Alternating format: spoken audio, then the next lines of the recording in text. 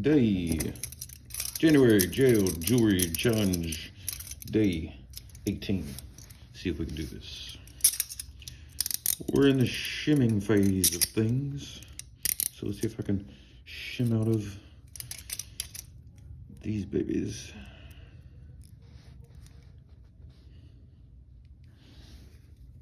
Oh, not a good angle. These might have been better with the bows down.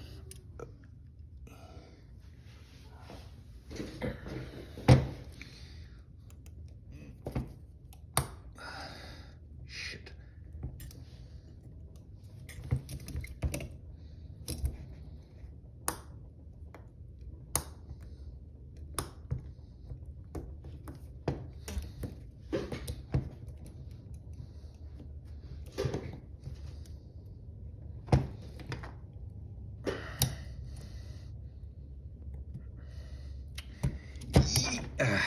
Come on. That's good enough. Hopefully this side's a little easier now that I have a free hand. I knew these were going to be a little pain in the butt on shimming.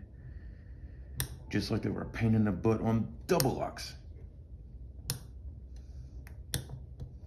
You know, they say your first is always your favorite. Not true. You are not my favorite. Ugh.